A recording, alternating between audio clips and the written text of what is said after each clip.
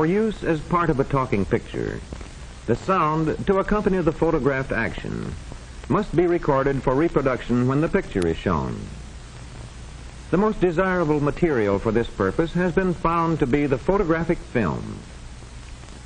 The finished film employed for reproduction in the motion picture theater, therefore, carries not only the picture of the action that is to be seen, as it did in the silent picture days, but also the photographic record of the sound that is to be heard. The sound and picture are usually photographed on separate films, which are called negatives. These negatives are combined by ordinary photographic printing to produce the positive print which is used in the theater to reproduce the original picture and sound. Since the photographic film is affected only by light, it is necessary for the recording of sound to convert the sound waves to corresponding changes in light. As I speak, the sound waves produced by my voice are transmitted through the air to the microphone, where these sound waves are converted to changes in an electric current. These variations in the electric current are then amplified and used to control the light falling on the photographic film. The light that falls upon the photographic film is in the form of a fine, bright line extending transversely of the direction in which the film moves. The part of the film on which the line of light falls to make the photographic sound record is called the sound track. When the line of light is so placed as normally to extend part way across the sound track, and the sound-controlled variations cause the position of one end of the line to move transversely of the track, a record known as a unilateral variable area soundtrack is produced.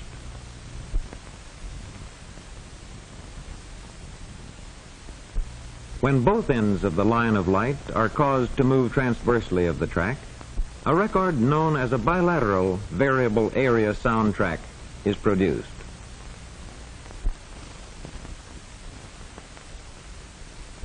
When the line of light extends completely across the soundtrack, and the thickness of the line is varied by the sound-controlled current variations, a record known as a variable density soundtrack is produced. All of these sound records contain photographic records of light variations corresponding to the pressure variations in the original sound. If either a variable area or a variable density sound record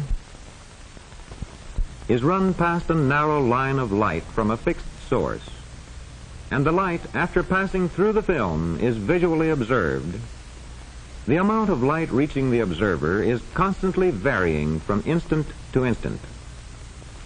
If the eye were capable of quantitatively measuring the light, it would see that the amount of light reaching it from either sound record varies in exactly the same way.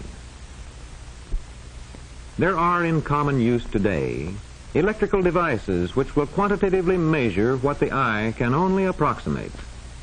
The photoelectric cell is one such device and is universally used in the reproduction of photographic sound records. The reproducer system to which you are now listening contains such a photoelectric cell. This varying beam of light falling on the photoelectric cell produces variations in the electric current which are directly proportional to the variations in the light beam. As the varying electrical current in the photoelectric cell is small, a vacuum tube amplifier is required to increase it to the point where it will operate a loudspeaker. The loudspeaker converts the varying electrical current into sound waves, which are the counterpart of the sound waves falling on the microphone in the recording studio. To review, in the recording process, the original sound waves are converted to varying electrical current. The varying electrical current is converted to variations in a light beam, and the varying light beam produces a photographic sound record. In the reproducing process, the photographic sound record is used to produce a varying beam of light. The varying beam is converted into varying electrical current, and the varying electrical current is then converted back into sound waves. Since the advent of successful talking pictures in the late 20s, nearly all variable density photographic sound recording has been done by means of a device known as the light valve. The light valve contains two very thin metallic ribbons, tightly stretched and spaced very close together to form a light transmitting slot.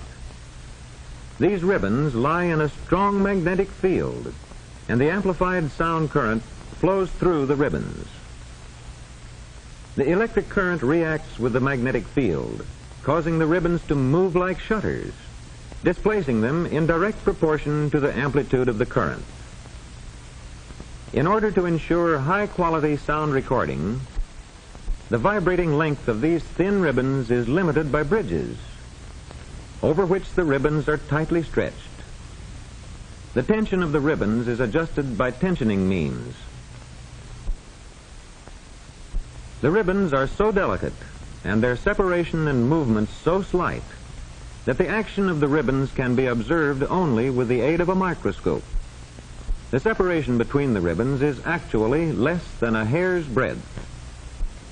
A steady light, concentrated by a lens, passes through apertures in the magnetic pole pieces. This light is varied by the slot defined by the ribbons and is concentrated by another lens system to form a very fine line of light on the photographic film.